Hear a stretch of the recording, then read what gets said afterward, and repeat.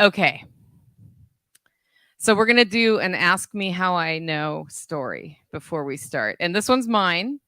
And it starts in 3rd grade science class. Remember 3rd grade science class where you start learning how to identify what different elements are, and you have a test tube. It might have been 4th grade.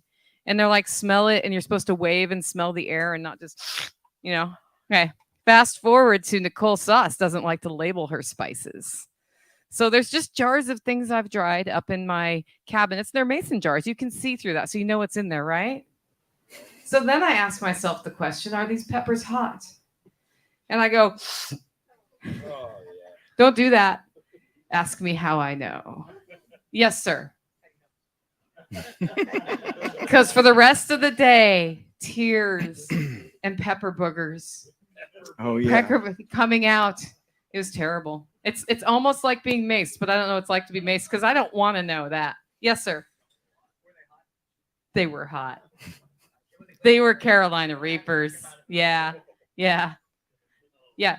Don't do that with chlorine. Oh, so don't do it. Yeah, anything, right? You're supposed to kind of wave it and smell. So that was a good lesson for me. That's just a reminder. If you have a little thing we can learn some wisdom from, that's an Ask Me How I Know story. Sign up there. So we are starting a little early with this next fella. Dorothy, welcome. So Joel Ryals runs a company called Fortress Canine and Canine Academy. Canine Academy, yep. Both of them are .com. Actually, Canine Academy is .us. CanineAcademy.us. Anyway, he trains defense dogs. He breeds dogs for good genetics. And today he's going to talk to us about training dogs for your homestead, right? Core obedience. Core obedience right now. Saturday we'll get into homestead specific. So core obedience. And it just so happens that the Spirkos have one of Joel's dogs right here on this table. And he thought she would be the best visual aid. So can everybody see the dog? So when we start moving around and actually doing stuff with her, if you guys want to stand up and kind of move around where you can see better, we can do that. That's welcome. Also, we are live streaming this. So when it comes time for questions, I'm going to be running around Jerry Springer style. No, I'm going to be right over there by Attila, right? I'm going to stand there with the mic and you line up for the mic. And then I'll ask for Hatch's help on getting questions from the live stream audience. All right. Take it away, Joel. Sounds perfect. Well, thank you guys very much. As Nicole said, I'm Joel Ryals. We have 2 major companies. Fortress Canine is where we sell dogs at, and then Canine Academy .us is our online dog training stuff. So we're going to go through some of the basic foundational stuff that we do with the dogs here today, and we're going to kind of be going over why you might want to focus on putting core obedience into your dog. And then on Saturday, we're going to be getting into the homestead dog training. And one of the critical things to understand is if you want to do anything advanced with your dog, you have to have a core foundation in obedience with the dog. You can't take your dog and take them out and work them around your livestock if they don't know what leave it means, right? It's a lot easier to get your dog used to livestock if they understand what sit means, and you say sit and leave it, and then the animals come around them and their job is to sit and leave it, right? So by putting the core obedience into your dog, you make all of your advanced training either possible or much, much easier. Right. So there are some things that you may be able to do that would be considered advanced without the core obedience, but it makes it very difficult and frustrating to do if you don't have the core obedience. So number one is not every person is going to be interested in doing this with their dog, and that is okay, but everybody can benefit from it.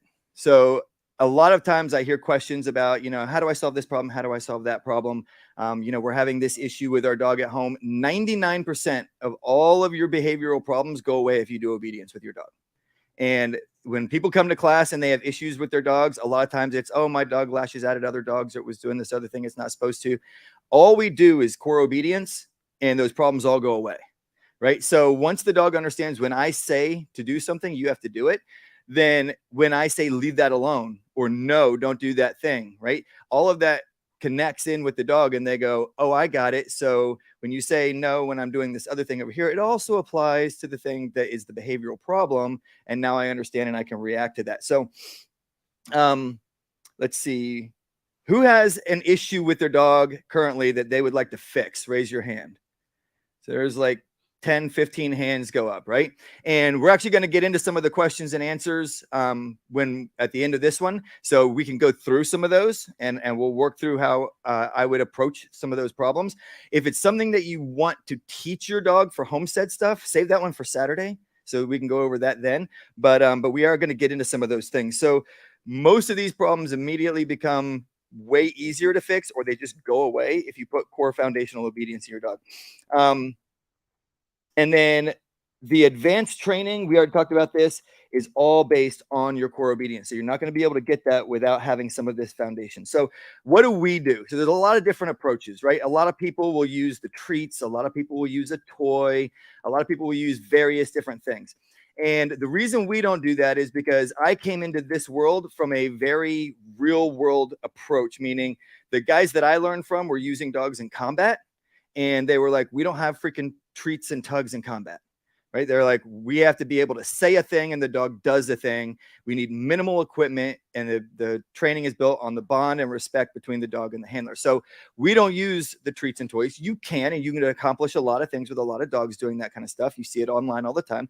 But for us, I want that real world application as much as possible. So I don't go there, right? And if you do start there, which some things are easier to start that way, most of those people say, well, I do real world stuff too, or some of them do. And I just start on the treats and then I move off the treats. And I'm like, but if I didn't need the treats in the first place, then why would I start and then add an extra step in of having to get them off the treats, right? But we do need two things, in my opinion, with the dogs. Now, there are some dogs that you can just train with praise alone. Not these guys, right? And not any dog that has a strong will, right? That might be described as stubborn or having a strong will. If you're trying to do only reward-based training, it's not going to go well. Okay. So we need two things, just like training children. We need reward and we need a consequence for bad behavior, right? A consequence for disobeying. So our reward for the dogs is praise, good, and whatever the command is. Now, when they're young like this and pups, we do a lot more touching during the praise, right? Like we pet them on the head, good, sit, something like that. We'll demonstrate some of that. But you'll see in her behavior right now this is when I want to start breaking that at her age, because as soon as you guys walk near, she jumps up out of position because she's like, I'm going to get my touching, right? I'm going to get my petting. And it's like, so we want to start breaking that now so that all I have to do is go good sit, good lay, good wait. And they're not going, I did a thing, now pet me. Right? Because there's a spot in there where we start to get away from that, because if you always are touching the dog, but I need to walk away from the dog and have them stay in a spot, and they're like, but I stayed here for like 30 seconds, and they break and run over to you for their petting. They're doing that because they're thinking they're getting the petting. So we want to at some point start breaking the overly the physical part of that praise. But we're going to praise, and then when they do something they're not supposed to, we're going to verbally and physically give the dog a correction. Now, when we're teaching a dog something new, the correction is either 0 or very minimal, okay? Because if I want you so I want Nicole to sit right there, right? But I'm not going to tell her to sit because she understands what that word means. I'm going to say splaz. And she's standing over here, and I just go, Nicole, and I point in that direction, and I say splaz. And she's like, what the hell is he talking about? And then I go, whap, and slap her across the face, and I go, splaz. She's like, what the? Like, either she wants to fight or run, right? And so, but if I went, Nicole splaz, and then she kind of looks at me funny, and I take her shoulders and I walk her over there and I sit her in the spot and I go, good splaz. Even though she may not want to do it, she at least knows what I mean now, right? So when we're introducing something new to the dogs, we do the same thing. We put them in the position when we give the command that we're going to use, and then when they stay in that position, we praise. Now, she's already got a lot of her foundation started, so there's not going to be a lot of the very intro stuff going on, but I'll kind of explain that as we go, because if you're either starting with an adult dog that doesn't have obedience, or you're getting a puppy and starting that dog, you're going to have to go through that process, and we'll get into that a little bit more. And then we use a thing called a prong collar. So I'm going to clip you onto your flat and see if you'll stay here.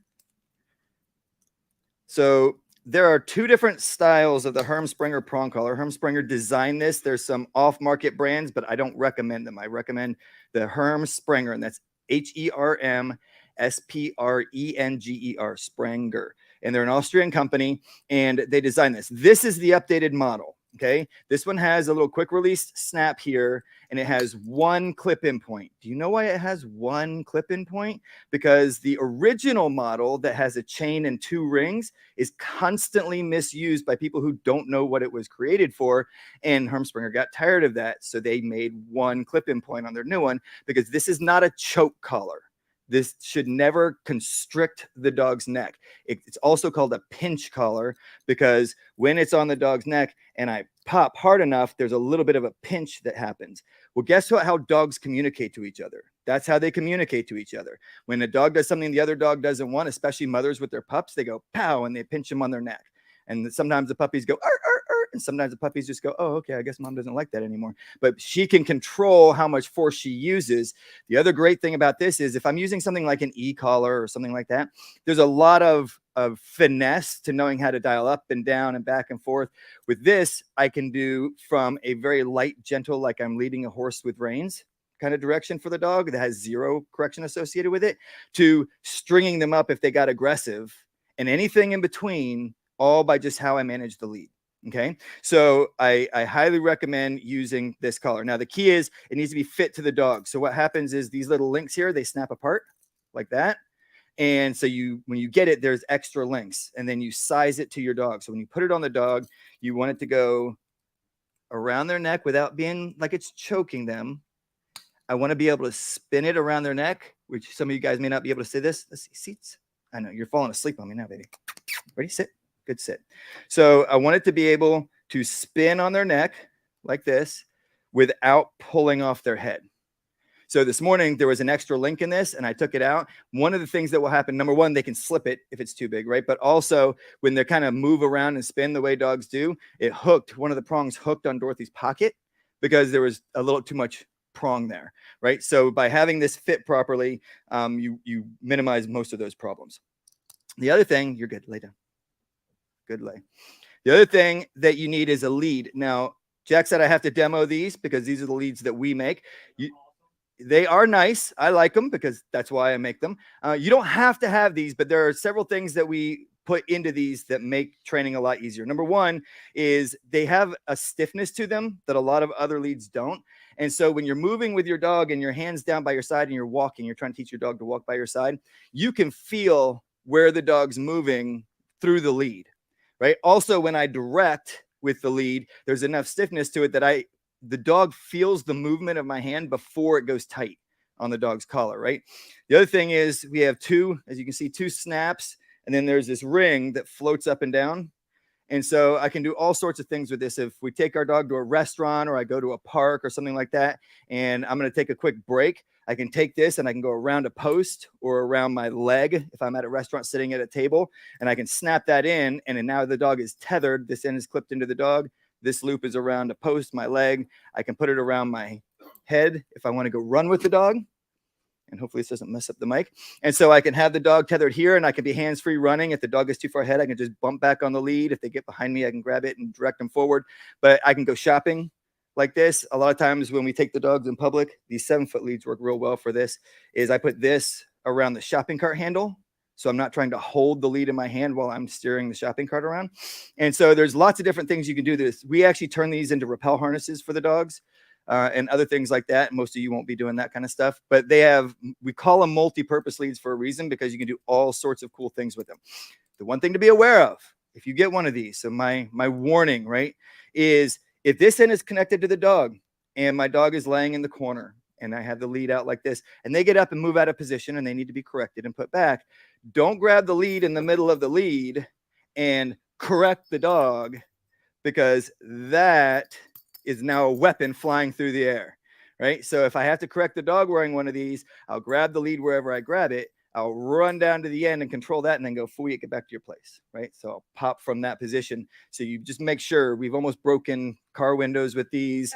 I've hit myself and my kids in the face with these before. So just be cautious of that. But that's kind of the only downside to them. And then you can also make them just a loop if you want to, like you would typically have at the end, if you wanted to just walk them around like you have a loop end on it. So I have one of those on her there, and we do have these for sale in their little bin back there in the back. So if you guys are interested in seeing those a little more closely, let me know and we'll go over that. So you need your prong collar, you need your lead. That's basically all you need to do the training the way that we do it. All right. There's other things you can add in, flat collars and long lines and things for specific purposes, but to do your basic core obedience, that's all you need. So there's about there's a lot of nuance to this, but it's really, really simple at its core. There are 3 things you need to have to train your dog. You need to have discipline.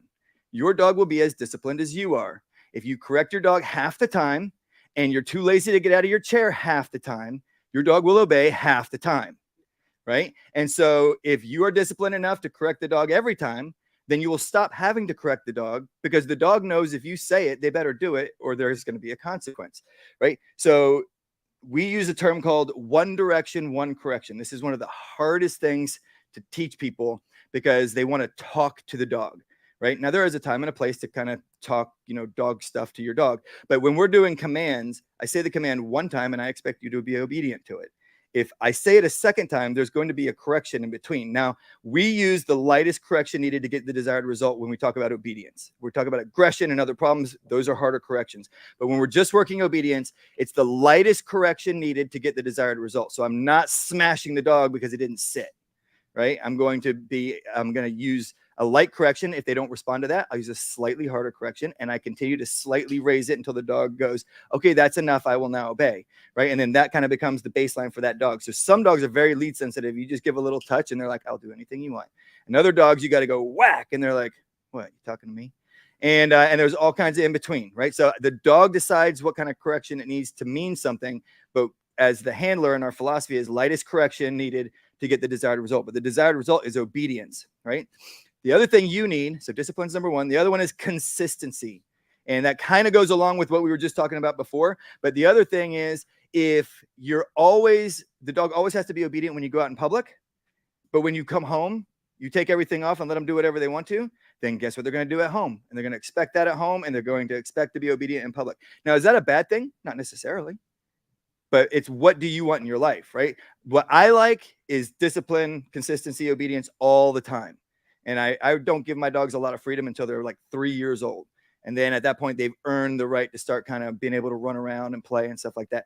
Other people want their dogs to have more freedom early on. And I'm like, you can do that. That's fine. But just understand wherever you're allowing that freedom, and then in that area, you go, but now I want you to do this obedient thing. They're going to be like, but I normally get to do whatever I want here. And there's going to be that resistance, right? And so you're going to have to work that area. And you're, because there's not consistency there as much, that's going to be sometimes they'll do it, sometimes they won't. When they do, you're probably going to have to correct a little bit more, have more lead, that sort of thing. So just keep that in mind that wherever you are inconsistent in your obedience, they're going to be inconsistent because they don't know, is it obedience discipline time or is it play time?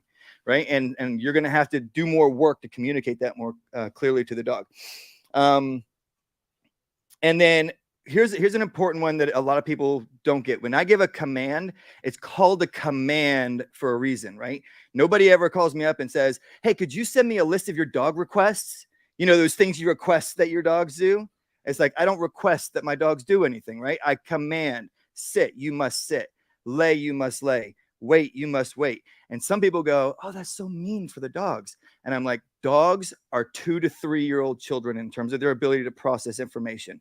They look at a car in the middle of the road and go, that looks like that might be fun to chase. And I go, no, leave it. Right. I thought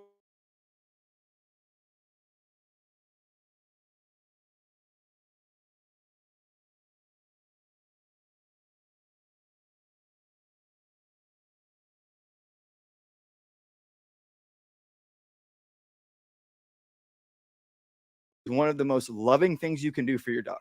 Number 1, they know exactly what to expect all the time. So their ability to relax, you see how relaxed she is right now? When she knows I'm going to require you to do exactly this, she goes, okay, I'm doing exactly what I'm supposed to do. Right. As we start to do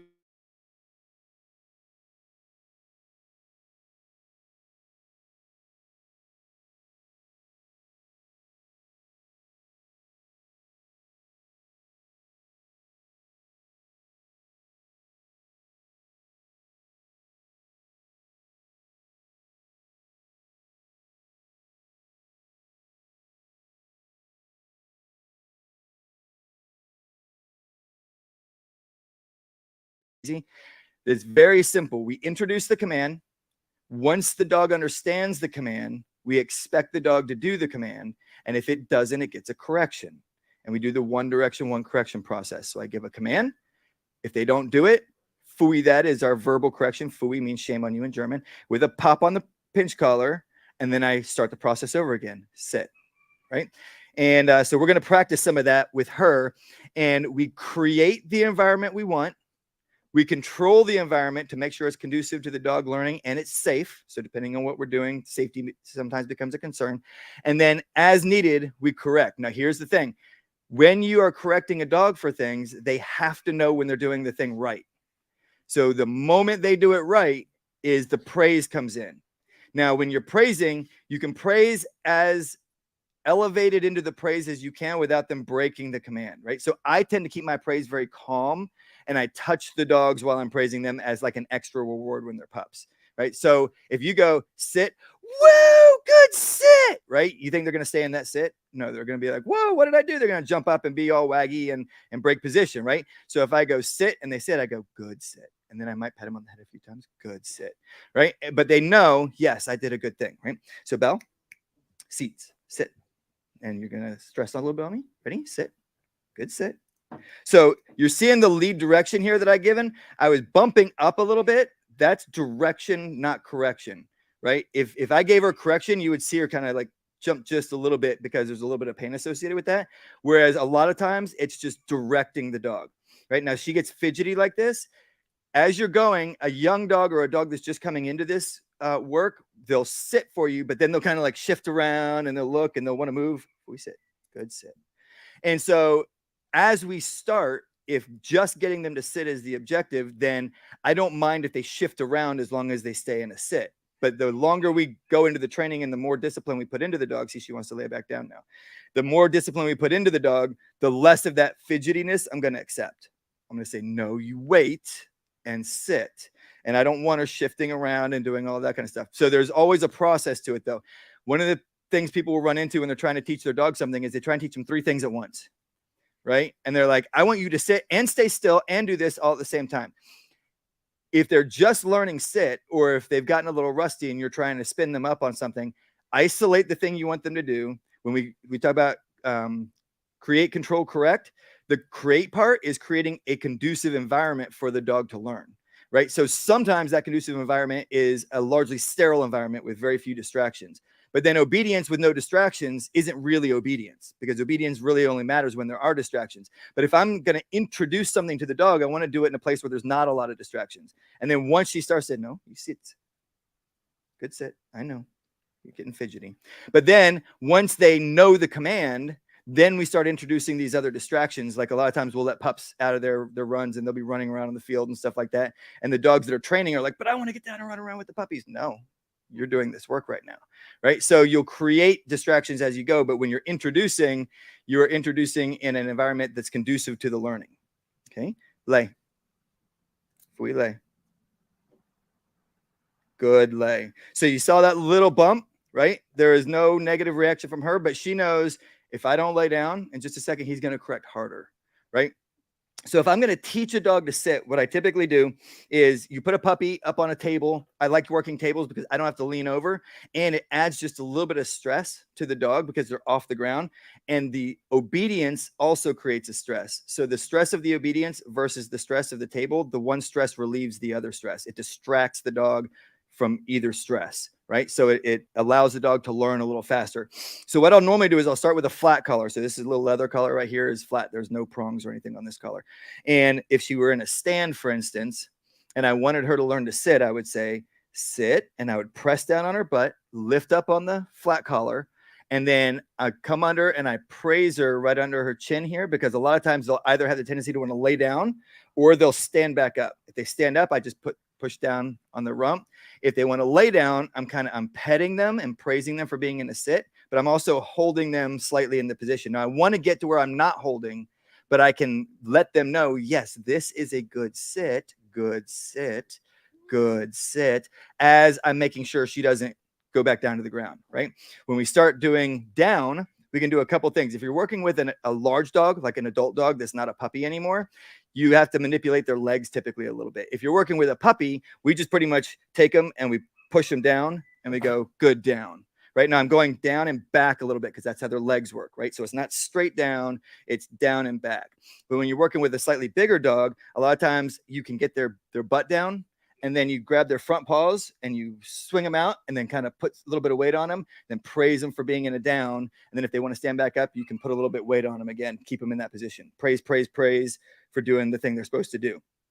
Right. And then same thing when you're walking around with a dog. Okay. This becomes a little bit more of a nuance with the lead when you're trying to move with the dogs. But I envision myself as home plate.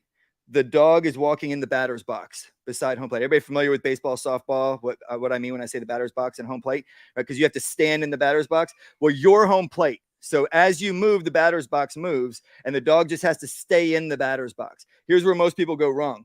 They let the dog go to the end of the lead where the lead is tight like this, and then they stay there.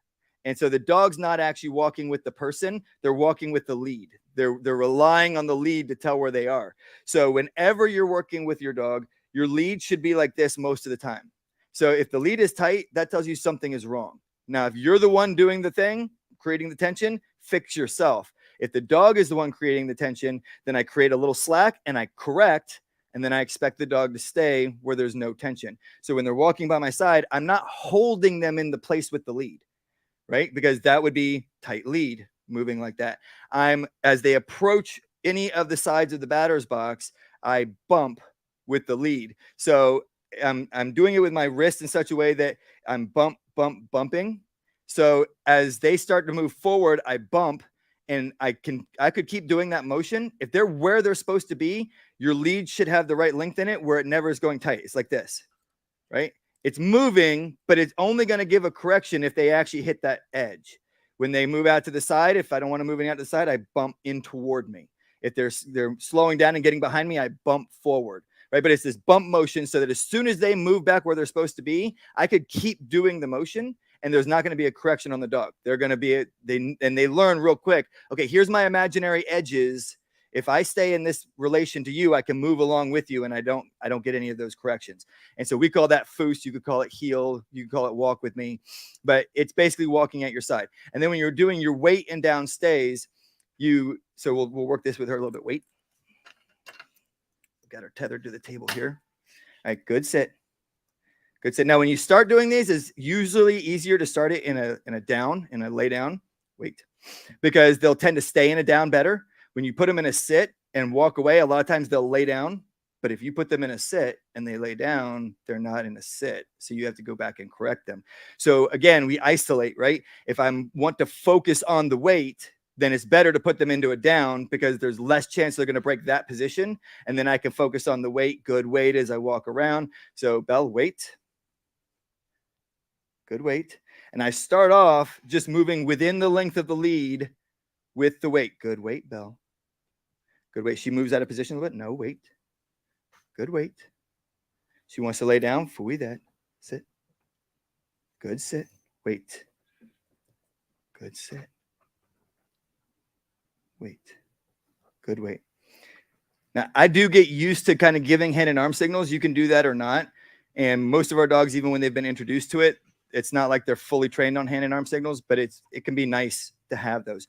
Good weight. So I'm starting just within the length of the lead in weight, right? Once I have the dog where they're solid within the length of the lead, then I can start laying the lead down and stepping outside that and coming back into it.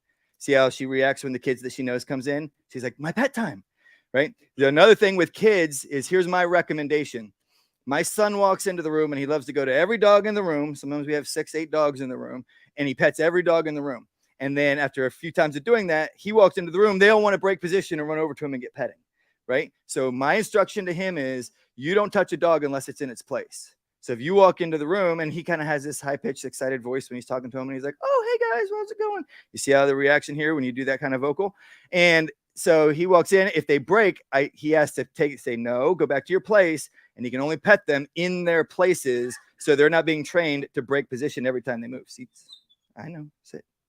Good sit. Good sit. So you see, do you hear that whine when I lifted her up, right? So you could tell that was uncomfortable for her. I don't want to over stress her. especially in this environment when there's a lot of people here she's not used to. So once she's up, you saw her kind of still hunching forward. I don't like them to stay in that hunch down position when they're supposed to be in a sit. So I come under the chin here and I kind of hold her in the position until she relaxes her front legs and puts them down. That way she's not getting all prong while she's doing that. I can put her in the position I want her.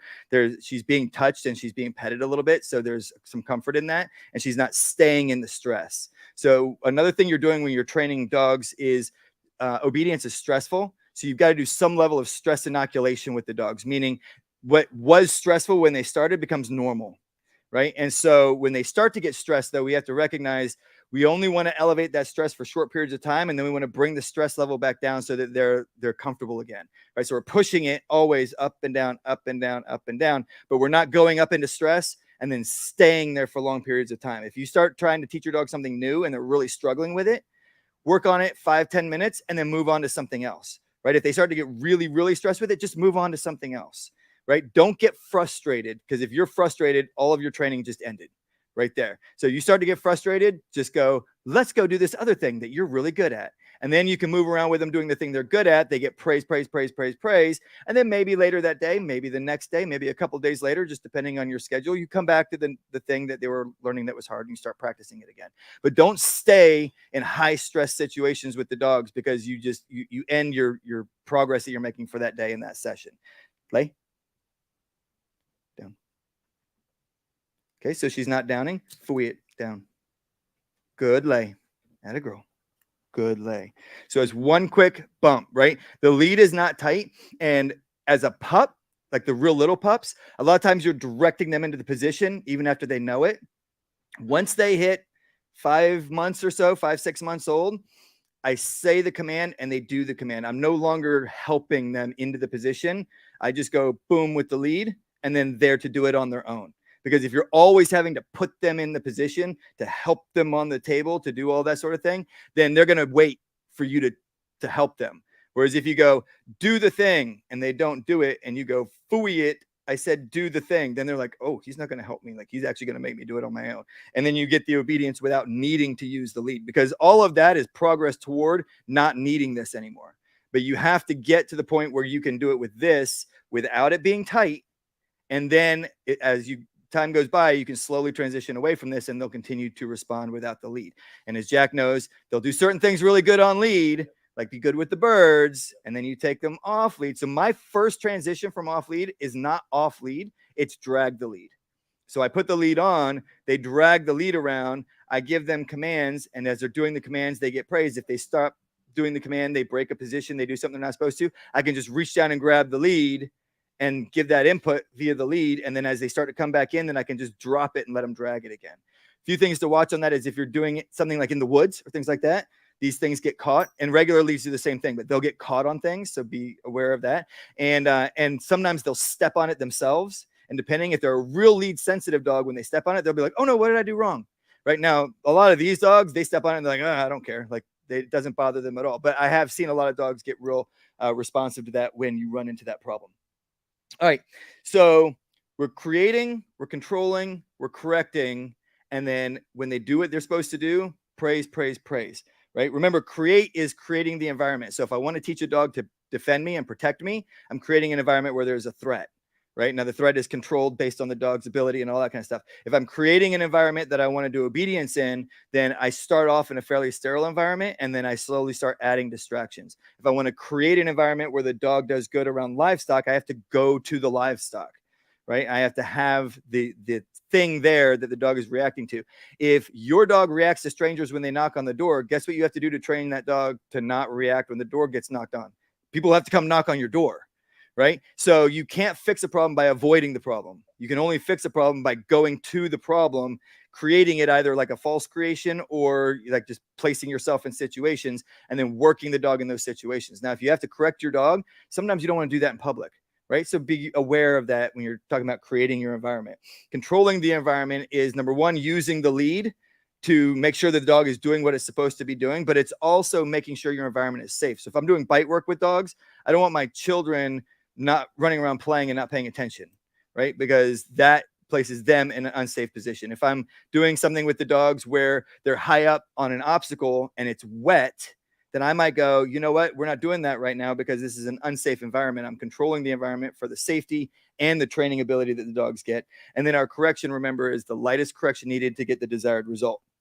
So what do you guys want to be able to teach your dogs to do? Hands up. Or a problem that you guys need solved. We had a bunch of those earlier. Yes, sir. My dog's not the greatest. Relax, Charlie. Easy, bud. You're good. Sit. Good sit. My dog is not friendly with other dogs. Besides that, he's perfect. He listens really well, but just the older he gets, the more he wants to be alone. Kind of like me. Yeah, and I can understand. So if you want your dog to be good around other dogs, there's numerous things you can do. So one of the things I recommend is try to keep problems from happening in the first place. So as much as a lot of people like dog parks are probably where the vast majority of dog-to-dog issues become a thing. And even if it's not your dog creating the problem, if another dog runs up and smashes your dog, now your dog is either like, I'm going to smash them before they smash me, and they start looking for other dogs to smash, or they go, holy crap, you could be attacked at any time out of nowhere, and they get real anxious, and they're always like, I don't know when it's going to happen, but I know I'm going to get smashed somewhere. And either of those situations are bad, right? So I like to keep my dogs in an environment I control. And when we do our protection dogs, that's a big part of what we teach our people is you control your space. Now, sometimes I control my space by letting my dog bite you. And other times I control my space by saying, we're going to go over there. You stay over here, right? I move my space away from something I don't want to be around. Like if there's a child that won't stop trying to pet my dog and I'm uncomfortable with it, I move away from the child. I don't deploy the dog on them, right? But in either situation, I'm controlling that space. So but once the problem has happened and once you have that issue, then you have to create the environment again, right? So ideally you would have some friends that can bring some dogs over that aren't going to freak out if you're correcting your dog hard. And the questions we have to ask ourselves when we get there is, how old is your dog? Okay, so 7, 8. So you're kind of like on the borderline there, depending on how much time and energy you want to put into it. So one of the things I ask is this something that you can live with for the next 2 to 3 years, which is how much life your dog has left? Or is it something that's bad enough that you're like, no, it's worth putting the time and energy into, right? If it was a 2-year-old dog, I'd say it's always worth putting the time and energy into because you've got like another 10 years with that dog potentially. If the dog is older, then sometimes I go, it's not worth the stress you're going to put the dog under to correct this problem. So that's one question you need to ask yourself. Then the other one is you go, okay, so my dog must be good with other dogs being around it. And there's numerous ways you can do that. You have to make sure it's safe. So again, I have either a correction collar, or if you're not strong enough to use a correction collar, so some people that are a little more frail or that have bigger, stronger dogs, like if you have a Charlie, you need a lot more strength to be able to manage a Charlie if he decides he doesn't like me correcting him. Right. And when you start getting into these type of aggression problems, that aggression can go from the other dog to you real quick. So it's very important that you're safety conscious about this. But if the dog turns to you and you go, never mind, dude, guess what? That dog now owns you for the rest of his life. Anytime you're like, do this thing, and he's like, I don't want to do it. And if you try to make me, I'm going to bite you. And you back off. And if you do it once, it's much harder to get back control of. Most dogs, not all, but most dogs, if they haven't been taught to bite, will not go all the way into a bite, right? So if they bow up on you and you basically are yelling at them and correcting them, and like depending on how aggressive the dog's being, I could have the dog up and be kneeing it in the chest because it's going rah, rah, rah, rah. Well, if it still wants to fight, then it gets the fight. But I'm going to win the fight. And the way the fight ends is the dog goes, I don't want the fight anymore, right? So when you're working with aggression problems, that's something you have to be very aware of. Now, you can keep that stress lower, but you just be cautious of that. If the dog starts getting frustrated, then you might want to de-stress if you don't want to end up in a big fight with the dog, right? Because depending on how big he is, that can be obviously problematic, okay? So then the next thing is I want to create the situation. The dogs come over, and if you know you have a problem, any problem, the doorbell rings, somebody comes over, another dog comes around. If I know the thing is about to happen, communicate with the dog before it happens. Don't wait for the reaction and then go, oh, no, don't do that. Now, if you miss it, that's okay. It's not the end of the world. But if I know my dog doesn't like Jack and Jack's about to walk around that corner, I go, leave it alone. It's okay. before he walks around the corner if I can help it, right? So a friend comes over with a dog, they're getting ready to get their dog out of their car. Before my dog sees their dog, I'm going, it's okay, you leave it alone, right? Then the dog comes out and he barks. Correction, because you said leave it alone, right? So he didn't do it, so he gets corrected for disobeying. And then as soon as they stop the barking, good, leave it. Good, leave easy. See, it's okay. And then we're going to start that at, like, say, the distance from here to that white truck, right? Maybe 10, 20 yards away. And then we're going to get a little closer and a little closer. Now, this is probably not an all one-day session, right? This isn't like, oh, you show up and within a day, we're like laying on top of each other and doing all that kind of stuff, right? So we're going to do it until I can move closer and closer. And then we get to the point, once they've proven themselves safe, we put them both up on a table together.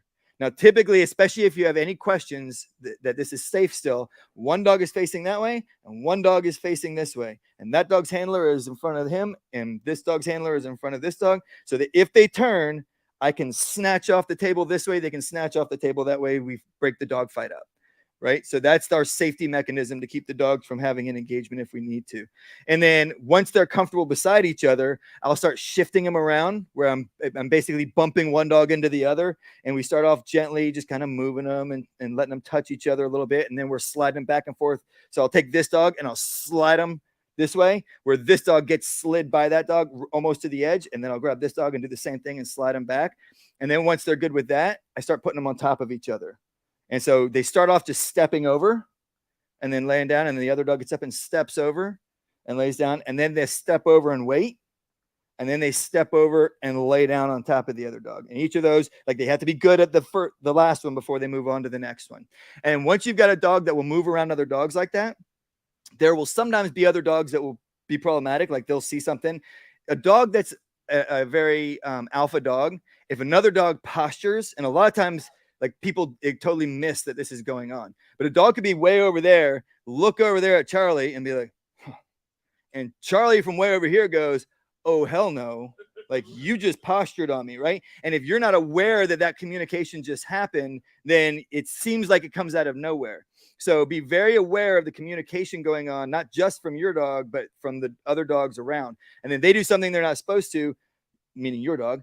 Whack. If it's the other dog and they're over there and they're not a threat, then I just go, don't worry about him, leave him alone, right? Like, maybe a neighbor's dog barking on the other side of the fence or whatever. I'm like, yeah, don't worry about him, no big deal, right? And we move on. But if my dog does something he's not supposed to, then he gets the correction. Okay, so that's like the whole process. There's nuance there. And if you get at any point into a situation where you're like, I'm not sure if this is safe, find a trainer who can help you and manage the situation in a safe manner, because you don't want, a friend's coming over to help you with their dog and then there's a dog fight and now they've got dog injuries and all that kind of stuff.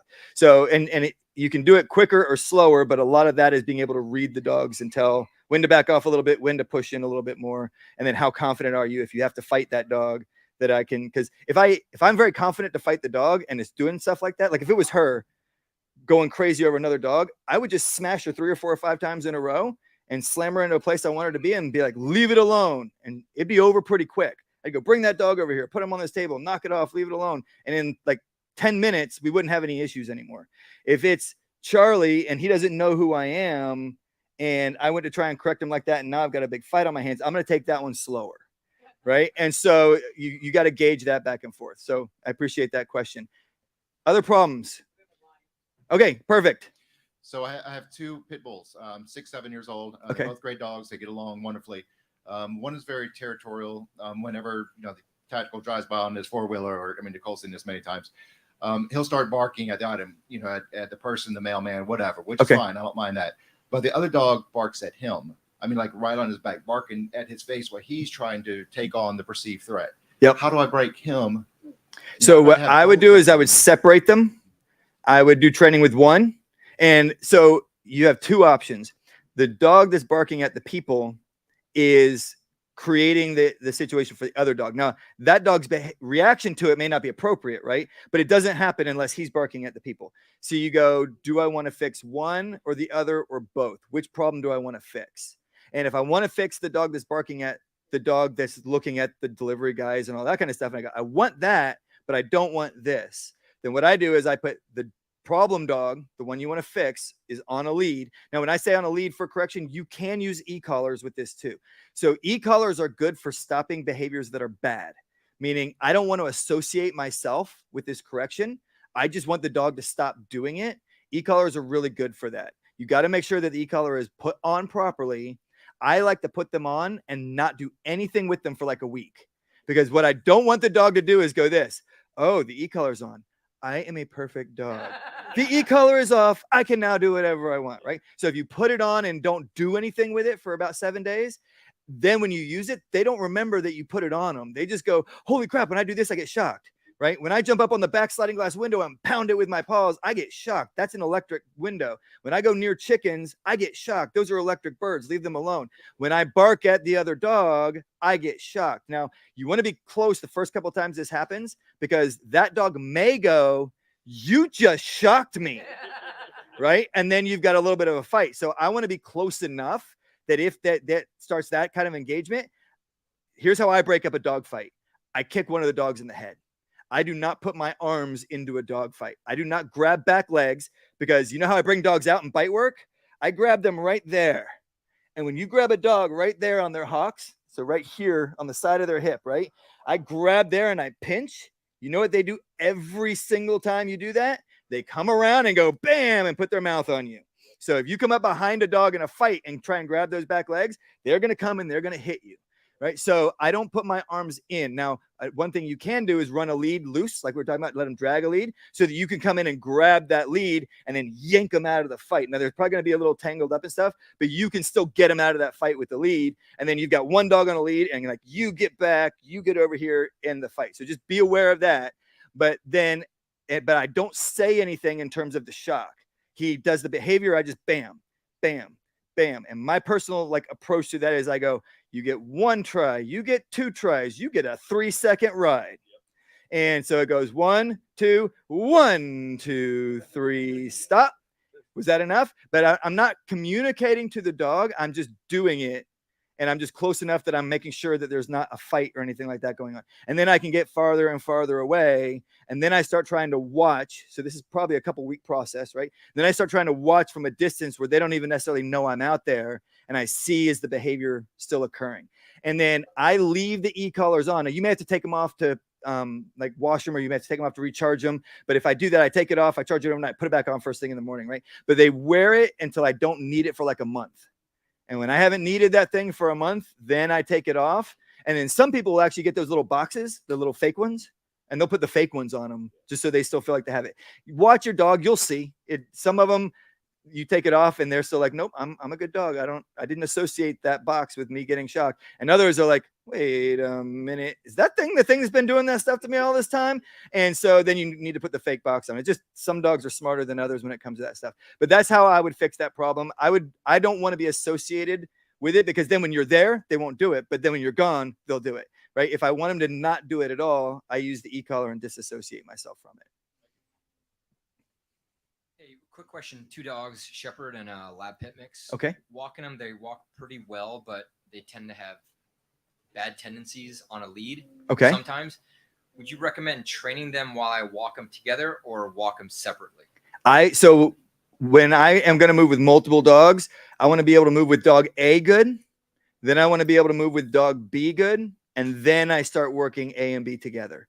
So if you're working one on each side and you're really good with your left, right hand coordination in terms of this one needs this correction, that one needs that correction, boom, boom.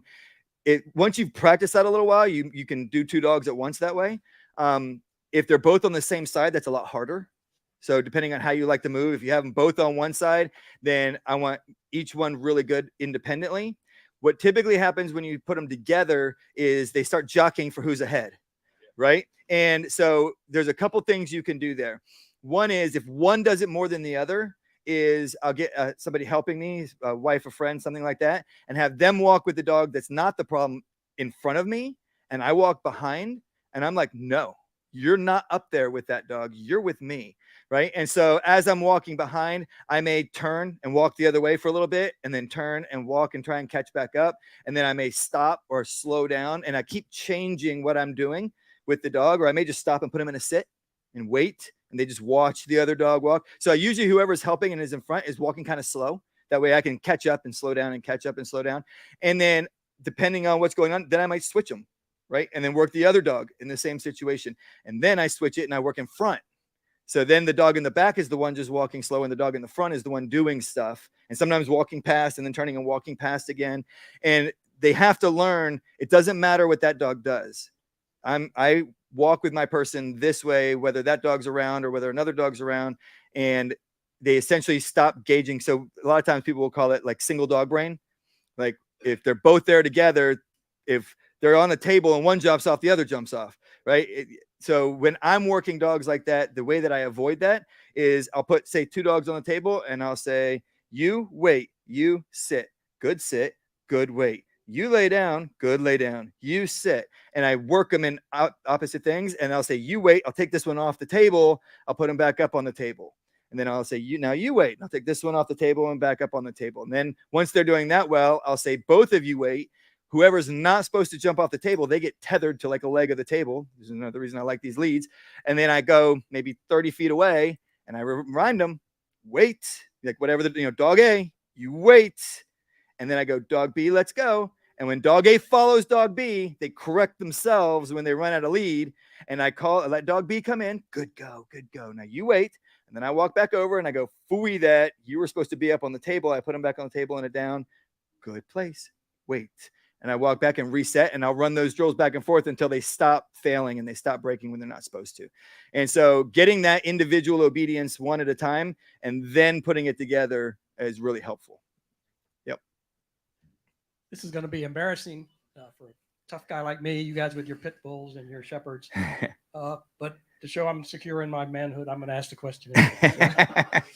My tough dog is a 8.5-pound Shorkie. Okay. He's cute as can be. People cannot resist bending over and going, oh, cute dog. And he has a submissive peeing problem. Can that be cured? So it depends. So if it's a genetic thing with the dog, then it's probably, how old is the dog? 4. Okay. So he's still pretty young for that breed. And sometimes that will fix itself. But if I wanted to help the dog through that, then number one, I would ask the vet, are there genetic things in this dog that make them do this behavior, right? And sometimes there's medications they can do that help if you decide you want to go down that route. But then what I do, so if it were one of my dogs still behaving that way, right? And sometimes your 6 to 8 month old males, they'll still do that. They just get excited when you touch them and then they just pee, right? And it takes them a little while to get more of that like bladder control when they're doing things. So number one is I don't like my dogs to roll over and show their bellies. So what I would do is I'd have the dog on a lead. It doesn't even have to be a prong collar in this situation. It could just be a flat. And when the dog goes to roll over, I just lift up so they can't uncomfortably be on their back, right? And then they sit up and then, sit while they pet you, and start teaching the dog, sit up when somebody wants to pet you. Don't roll over on your back. Like they come down to pet you, sit up and let them pet on you. And that position will often keep the problem from happening. If it does happen, it'll generally be a little bit less. And then I would expose the dog. So try to keep the situation not super over the top excited, which can be sometimes difficult depending on who's petting the dog, but keep it like, this is a good thing, but it's relatively calm. Hey, good job, buddy. You're doing great. And I start going up and letting other people pet the dog and just exposing him to it over and over again so that becomes like a normal thing and it's not so over the top. Because usually what that is it's that nervous excitement. And then even if they're not losing their whole bladder, they lose a little bit of it. And so part of it is developmental, but at 4, he should mostly be over that. And so part of it is probably he just still gets so amped up. And how often are they meeting people like this and having that situation occur? Anytime anybody comes to the house. But is that like every day, or is it like once a week or once a month? Just on average. Couple times a week. Take them over to our grandkids' house. Yeah. As soon as they say hello. Yeah. He's in there. Yeah. So so ask your vet, find out if there's that's a health thing for that dog, that breed. And because sometimes they do those crosses, you get these real interesting, situations that come up in some of the crosses. And so I would find out that, because I don't want to try and train something out of a dog that they literally don't have control over. Right. But if it's an excitement thing, then I can make that it's another version of stress, right? It's generally, we look at it as like a positive version of stress, but it's still another version of stress. This thing happens and I get so excited, I lose control of my bladder. Well, if you do that thing enough, like doing drugs almost, right? You do it enough, you don't get the high anymore. It's like, well, now being high is my new normal or whatever. Well, now getting pet on is my new normal, so it's not as exciting, and that allows them to have a little bit more control. So that would be the approach I would take on that. I'm going to ask a Jake question. Okay. Can I take one from the live stream audience then? Because I got 2 over there and 1 there. Can it wait? Okay. A good question. Okay. So if we have a dog that is scared of loud noises, of fireworks, Mm-hmm. what we want to do is treat them like a human being and comfort them and pet them. You know, So do we do that, or do we do something different? So I take a different approach. Number one is typically if a dog is reacting negatively and you're praising them for the reaction they're having, you're going to get more of that reaction, right? So if a dog is going, oh no, there's a loud firework, and I'm going, oh, let me pet you. It's almost like saying, good, freak out over the fireworks. You just keep doing that, right? So what I like to do is, most of you guys know your dogs well enough to know a thing they like. Like a lot of dogs love chasing a ball, right? Like you throw a ball, they chase it, they get it, they bring it back. Whatever that thing is for your dog. It could just be going outside and running around and playing. Now, this isn't a, oh, it's okay petting thing. It's a, see that thing that was formerly scary? We're going to totally ignore that. And we're going to do something you enjoy doing, and you're going to learn. Now, if I'm introducing dogs to firearms, for instance, like one of the firearms intros that we do is I mix it. So I'm doing something that's enjoyable, but also training for the dog. So I go to a range and I park far enough away that I don't need hearing protection. So if I need hearing protection, they need hearing protection. So if you're going to take a dog somewhere where you need hearing protection and you're not putting it on them, you're damaging their hearing and probably making your situation worse. Right. And there's relatively inexpensive hearing protection for dogs. Look at Rec Specs. They have this, just a sleeve you pull over their head, and it's like got foam that covers their ears, and it's plenty effective enough, and it works just fine. Right. So, but I start off far enough away that I can hear the gunfire. It might be a little bit loud, but I don't feel like I need any kind of hearing protection. It's not harming my ears. I don't feel a discomfort from it. And we just do obedience drills right there. And so it's sit, foos, you know, walk at my side, sit, wait. I walk around a little bit. Okay, foos over here, lay down. And we're just doing drills, right? And I'm praising the dog whenever they do the command. And they're going to look in the direction whenever the gunfire goes off. And I just go, leave it alone. It's okay. Don't worry about that. And I keep doing the thing. So for me, if you, the handler, make something a big deal for your dog, it will be a big deal for your dog. If you go, don't worry about it, that's no big deal. They may stress a little bit in the beginning, but they'll realize real quick, oh, that's not a big deal, right? And so I correct for the disobedience, not the thing that's happening. And then I want positive reinforcement, but not positive reinforcement in association with the noise. It's in association with the behavior. So if you're walking at my side, sitting when I say, foosing, laying, waiting, doing all the things you're supposed to do, then I'm praising you for that while this thing is going on. So now, it's dangerous to play in thunderstorms, but in a thunderstorm is a great place to do this if you're trying to get your dog over being afraid of thunderstorms, right? Going to a range is a great way to start introducing gunfire to a dog. And then fireworks is a little bit harder, but you know, what I do on 4th of July and New Year's is I go buy a crap ton of fireworks because they're on sale and they're relatively cheap. And then I'll have somebody over there setting off some fireworks while we're over here doing stuff. And then you start getting that acclimation to the fireworks. So that's how I deal. There's other little nuancy things depending on how the dog behaves, but in general, that's my approach to that. Okay, we're getting close on time. I have Okay. a question here and some online. Perfect. So here we go. And I'll try and be more abbreviated. Any quick trick to get my 5-month-old puppy not to jump on anybody else? She's good about not jumping up on me, but when she wants to greet Yes. mom and everybody else, it's always jumping. So there's two ways that you as the handler are in relation to your dog when they jump. Either they're jumping up on you, right? And so you could do two things for that briefly is you can either they jump up, I grab their paws and I act all happy, but I don't let go. And I'm holding them fairly firm because they're going to pull. And I'm like, what's going on, buddy? What you doing? Oh, you having fun? And I just hold on until they get really uncomfortable. Then I let go. And they're like, that wasn't fun. I'm not going to do that. Now, it takes a couple of times of that, right? And then they learn every time I jump up on him, he doesn't let me go.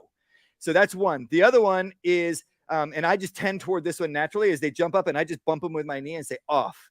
And then they typically fall down and they jump back up and they may want to do it again and just foot off. And I just bump them off with my knee and say off. And then when they stop jumping, then I pet them for when all four paws are on the ground and I praise them good off. If I'm behind them, so more of your situation, I have them on their prong. again, we try to communicate to the dog before the thing happens, right? So if I know visitors are coming over and my dog wants to jump up on them, before they open that door, I go, you sit and leave it. I see it. And then they open the door, dog wants to break position and jump up, fooey it, sit, leave it. And when the dog is calm, let the people know, when they calm down, you can pet them, but they will stay in a sit while you do it. And then the dog learns, I only get rewarded if I'm obedient. I don't get rewarded when I jump up. And they'll get over that pretty quick. So, and that's one of those situations that I set up intentionally. Like if somebody's coming over, I'll go, hey, when you get here, we're going to come in and out of the house 5 times, and then we'll sit down and do some stuff, right? Or I call a friend over specifically to help me do that drill. Or even with your wife or your kids, you can have them go out and come in and practice that at the door so that they get that. Yep. All right. Okay. So for the live audience, there was somebody who had a question about nipping that I think he already answered on the first question. This one comes from K-Bonk. You're gonna have to read it because I can't see that. He's asking about the e-collar the Dogtra made. Okay. Is that still in production or not? It is. It says, yep. What's the good replacement? Replacement for the Dogtra? Dogtra. Dogtra still is a brand. If you look on Amazon, you can still get Dogtra collars. Well, yeah, that's going on with a lot of them. So if you don't need your e-collar for hunting or for doing something where they're going through water and mud and nasty, most of the e-collars out there will work pretty good. The one thing to keep in mind is if you have a dog that has thicker fur, make sure you get the probes that are longer because the probe has to rest against the dog's neck. Right. So when I put an e-collar on a dog, typically I put it on. It needs to be a little bit on the tight side. It can't be super loose. And then I kind of shift it side to side to get it through the fur and down, resting against the skin. It has to rest against the skin, or it's essentially there's a buffer there. And when you hit the button, nothing will happen. Right. So I usually put it on my leg and I go, pow. Yep. Okay. It's working. Right now I've got a legitimate understanding of what's going on for the dog. And then I put it on the dog and I dial it way down and I adjust it. And then I just step back and go boop. And you'll just see him just do a little twitch. I dial it down, right? Because I just tested it on me, but I just want to make sure it's where it needs to be. And then I'll dial it up to where I want it to work. And I know that works. So your big things you're going to run into are if they bang into things, the cheaper ones, the housing and stuff like that is going to break. So that's a thing to be concerned about. And your range is going to be dependent. So if you need one that works way far away, you're going to have to spend the money on the higher quality stuff. And if you need one that's waterproof, there's only like 2, maybe 3 companies that make them that are waterproof. Garmin took over the Tritronics brand, and they're probably the top of the line when it comes to e-collars. Dogtra is up there. And there might be one other one that's in that range. I can say this. I've had a Dogtra for 3 years, and my dogs wear them and do this to trees. Yeah, and they last. Fine. Yeah, and the Dogtra you can run two collars on one remote. So I guess there's different brands, but the one I have, I can just switch up for one collar and switch down for the other collar. And so if you want to run 2 dogs simultaneously, you can do that on those. Okay, last question is, how do you recognize a stress response in the dog? Like, how can you tell the dog is feeling stressed or anxiety? Okay, so first of all, it's important to understand this. Not all stress for a dog is bad, right? So if your ability to deal with stress is here, but you're trying to train yourself to be able to defend yourself down the road in a self-defense situation, stress levels way up here, you need to learn how to elevate your stress threshold to where you can function at that level of stress. You don't have to be like a Navy SEAL or anything like that, but you need to be able to legitimately do some actions that you need to do to defend yourself under that level of stress, right? So when a puppy starts training and I start requiring them to do a thing, their stress ability to handle stress is way down here and obedience is just right there. But in order to get them obedient, they have to elevate their stress threshold to make that normal. So you're going to see stress in your dogs when you're doing training with them. That's okay. What you don't want to do is see them shutting down or bring them into stress and leave them there for long periods of time. So when I'm introducing sit, lay down, like we were talking about earlier, I do that for like 5 minutes and then I let the dog jump on the ground. I typically will tether them to a table leg or something and just let them roam around and play and do things. And I'll move over and work another puppy for a little while. And then I'll come back and I'll do some more stuff with it. So it's doing some stuff, letting them rest, doing some stuff, letting them rest. But things that dogs will do for stress. Number one is if I go to touch the dog to move them into a position and they lock up real tense, that's a stress reaction, right? So she may do this right now. Whereas if I take her and I lift her, See how her front legs, she did it a lot more earlier. When I lifted her up, her front legs were like out like that and not on the table, right? And then she kind of brought them down and put them on the table when I relaxed her down. That's a stress reaction. The ears laying back, like when they lay them back like this, when they're just talking, that's a stress reaction. Tucking their tail under their legs is a stress reaction. And if they're panting and there's a lot of saliva, that's a stress reaction. Now, if you're outside and it's hot and they're panting and they kind of have a smile on their face, they're calming down. They're actually typically relaxing the stress when that's happening.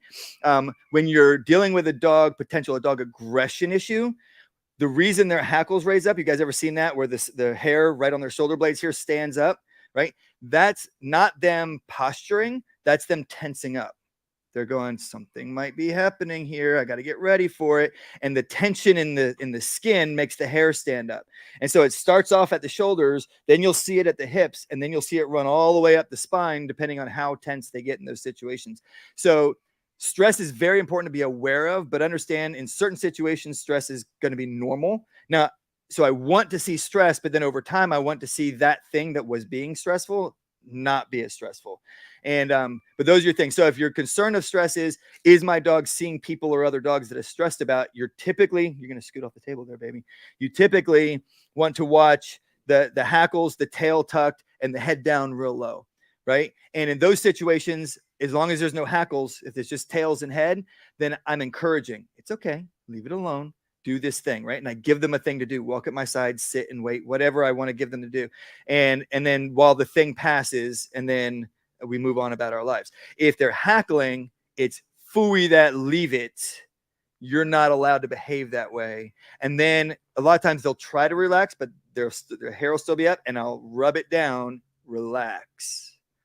Good, easy, right? But then I'm watching if they're staying hyper focused on it, they're not leaving it, right? So correction, because if they're hyper focused and bristling, then they're the ones posturing. If they're like, I don't know, like say they're a new dog around 2 or 3 other dogs that all know each other, they may hackle up because they're like, I'm getting surrounded by these other dogs. So in either situation, I want to make sure it's safe. So if you know those dogs aren't going to do anything, but your dog's just, stressed in that environment, I'm encouraging. If your dog's the one creating the problem, I'm correcting. But all of those are stress reactions by the dog. All right. Well, jazz hands for Joel, not clapping.